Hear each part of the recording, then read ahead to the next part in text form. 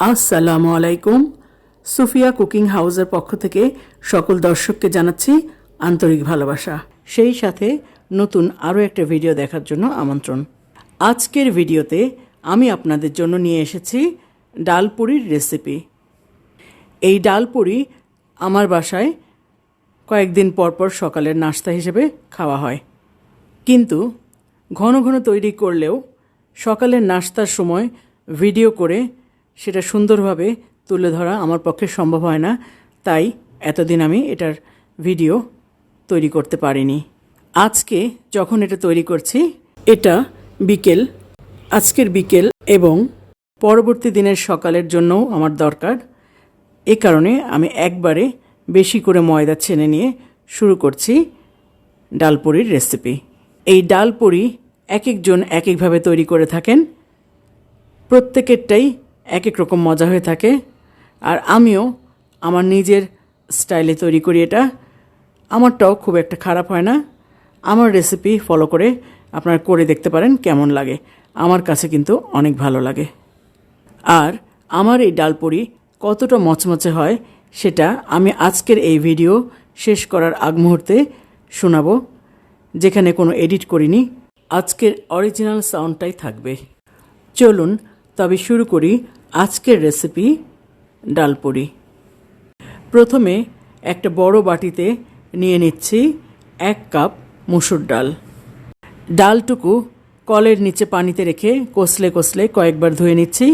শেষবার পানি দিয়ে ভিজিয়ে রাখছি 15 থেকে 20 মিনিটের জন্য, অথবা সর্বোচ্চ আধা ঘন্টা।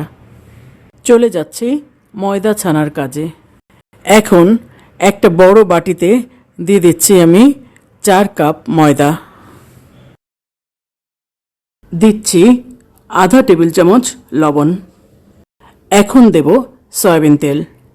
আমি মোট 4 কাপ ময়দা নিয়েছি। প্রতি 1 কাপের জন্য 2 টেবিল চামচ করে মোট 8 টেবিল চামচ সয়াবিন তেল নিয়ে নিচ্ছি। এখন তেলটুকু ময়দার সাথে ভালোভাবে মিশিয়ে নিতে হবে। এর জন্য আমি হাত দিয়ে ভালোভাবে ঘষে ঘষে ময়দাটা তেলের সাথে ভালোভাবে মিশিয়ে দিচ্ছি।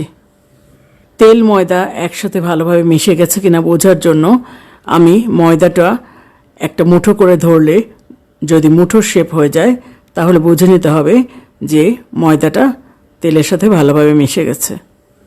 এখন অল্প অল্প পানি দিয়ে আমি এই ময়দাটুকু ছেনে নেব। আমি এই ময়দাটা মোটামুটি নরম করেই ছানব, তবে অনেকেই এটা বেশ শক্ত করেই ছানে। আমি ছানছি নরম করে। এটার একটা উপকার আছে, সেটা আমি লেচি কেটে নিয়ে যখন ডালের পুরটা ভরবো তখন বলে দেব। এখন 1 টেবিল চামচ তেল এই ডোতে লাগিয়ে ঢেকে রাখছি 15 থেকে 20 মিনিটের জন্য। ময়দাটা আমার ছানা হয়ে গেছে। এখন চলে যাচ্ছি ডাল সিদ্ধ করার কাজে। ডালটুকু সিদ্ধ করার জন্য আমি যে উপকরণগুলো নিয়েছি সেগুলো একবার দেখিয়ে দিচ্ছি। এখানে রয়েছে 1 চা চামচের মতন লবণ। লবণ পরে টেস্ট করে আবার দিতে হবে। এখানে রয়েছে 1 চা চামচের মতন পেঁয়াজ বাটা, 1 চা চামচ আদা বাটা। এখানে নিয়েছি আধা চা চামচ হলুদের গুঁড়া। হলুদের গুঁড়া প্রয়োজন মনে করলে আর একটু দিতে পারি। নিয়েছি 4টি কাঁচামরিচ। এখানে আছে 1/4 টিস্পুন গরম মশলা গুঁড়া। এই গরম মশলা গুঁড়ার মধ্যে রয়েছে এলাচ এবং দারচিনি। এখানে নিয়েছি 1/4 টিস্পুন ধনিয়া গুঁড়া। আর এখানে নিয়েছি 1/4 টিস্পুনের একটু কম জিরা গুঁড়া। আর এখানে রয়েছে আধা চা চামচের মতন চিলি ফ্লেক্স। এখন ভিজানো ডালটুকু পানি ছেঁকে নিয়ে আমি এটাকে কড়াইতে ঢেলে নিচ্ছি। দর্শকবৃন্দ, এখানে আমি কড়াইতে একটু মাখা মাখা পানি দিয়ে মশলাগুলো সব দিয়ে দিয়েছি। আমি দুঃখিত যে আমার ক্যামেরাটা পজ করা ছিল, তাই অংশটুকু ধারণ হয়নি। এখানে আমার মনে হচ্ছে আর একটু হলুদের গুঁড়া দিলে ভালো হবে, তাই আমি আর কিছুটা হলুদের গুঁড়া দিয়ে দিলাম। দিচ্ছি 2 চা চামচের মতন সয়াবিন তেল।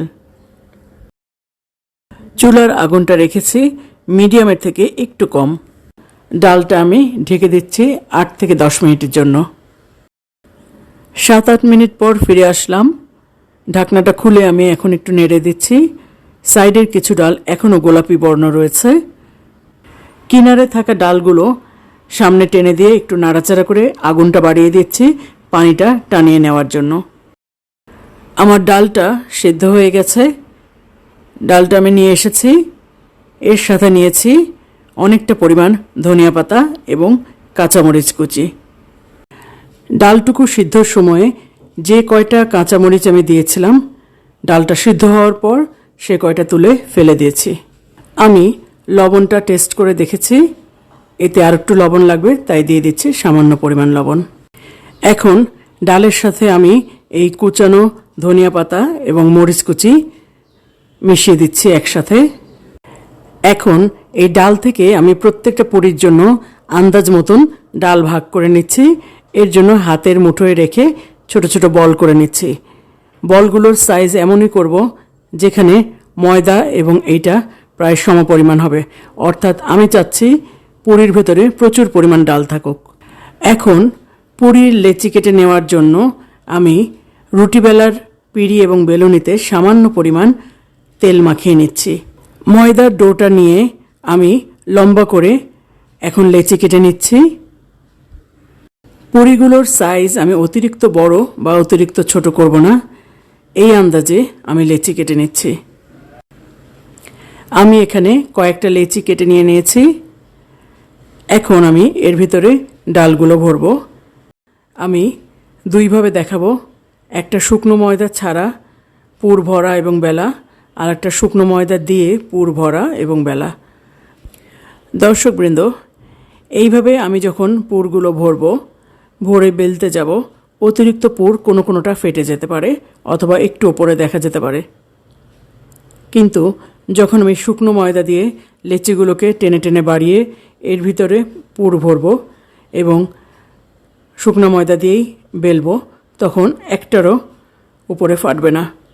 অতিরিক্ত ডালের জন্য কোনো সমস্যাই হবে না। আমার কাজের সুবিধার জন্য আমি সবগুলো লেচি আগে চ্যাপ্টা করে নিচ্ছি। এইভাবে না করে একটা একটা করে করলে আমার ডালের রঙটা সাদা ময়দার উপরে লেগে যায়, প্রত্যেকটা লেচির উপরে হলুদ বর্ণ ধারণ করে, তাই আমি এইভাবে করতে স্বাচ্ছন্দ্য বোধ করি। এখন চ্যাপ্টা করে রাখা লেচিগুলোর মধ্যে আমি সব ভাগ করে রাখা ডালগুলো বসিয়ে নিচ্ছি এবং এরপর সবগুলো মুড়িয়ে নিচ্ছি। রেডি করে রাখা ডালপুরিগুলো এখন বেলে নিচ্ছি ময়দা ছাড়াই। দর্শকবৃন্দ, এখানে লক্ষ্য করলে দেখবেন বেলার সময় কোনো পুরির ভিতর থেকে ডালটা উপর দিকে দেখা যাচ্ছে, যে কোনো মুহূর্তে ফেটে যাবে। সেগুলো এই পিঁড়ি থেকে তোলার সময়ও ফাটতে পারে অথবা ভাজার সময়ও ফাটতে পারে। তবে এই সমস্যাটা শুধুমাত্র অতিরিক্ত ডাল দেওয়ার জন্য, যেটা শুকনো ময়দা দিয়ে লেচিটা টেনে টেনে তারপরে পুর ভরলে হয় না, বা ভাজার সময়ও সমস্যা হয় না, বেলার সময় সমস্যা হয় না। কিন্তু শুকনো ময়দা ছাড়া এই অতিরিক্ত ডাল দেওয়া পুরিগুলো ফেটে যায়। তাই যার কাছে যেই পদ্ধতিটি ভালো লাগে তিনি সেটাই করবেন। এখন এগুলো ভেজে নেব। এর জন্য একটা কড়াইতে পর্যাপ্ত পরিমাণ তেল দিয়ে দিয়েছি। তেলটা গরম হলে পুরিগুলো ছেড়ে দিচ্ছি। ময়দা ছাড়া কিছু পুরি বেলে ভেজে নেওয়ার পর আমি ময়দা সহ বেলে নেওয়া কিছু পুরি বেলে এবং ভেজে দেখাবো। দর্শকবৃন্দ, এখন আমি শুকনো ময়দা দিয়ে কিছু পুরি বেলে দেখাবো। 4 কাপ ময়দা ছানার সময় আমি বলেছিলাম যে নরম করে ছানার একটা উপকার আছে, সেটা আমি পরে বলবো। এখন বলছি, আমি যেহেতু ময়দা ছিটিয়ে বেলে নিতে স্বাচ্ছন্দ্য বোধ করি, প্রথমেই যদি শক্ত করে ছেনে নিতাম তাহলে এখন আর আমি এতটা ময়দা ছিটিয়ে পুরিগুলো বেলে নিতে পারতাম না, আর করলেও পুরিগুলো কটকটে শক্ত হয়ে যেত, সেটা খেতে ভালো লাগতো না। তাই নরম করে নিয়েছি।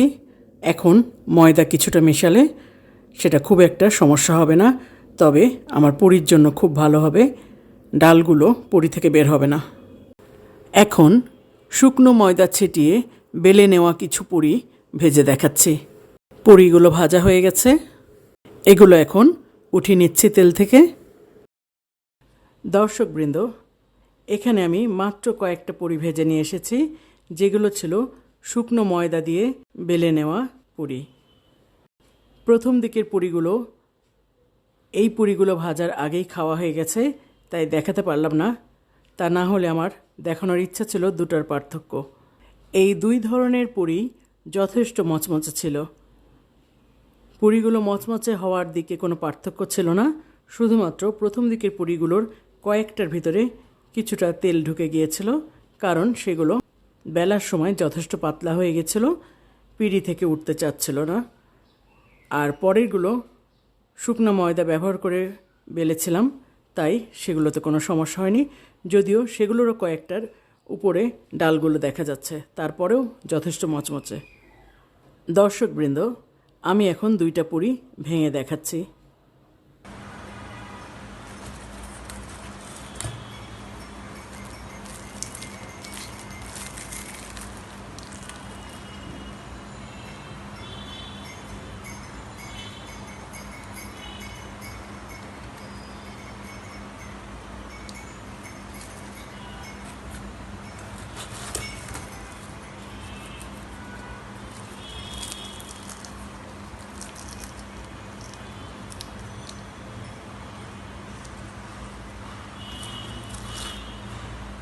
দর্শকবৃন্দ, নিশ্চয়ই আপনারা সাউন্ডটা শুনতে পেয়েছেন। আমার আজকের এই ডালপুরির রেসিপি যদি আপনাদের কাছে ভালো লেগে থাকে, তবে দয়া করে আমার ভিডিওতে একটা লাইক দিয়ে যেতে ভুলে যাবেন না।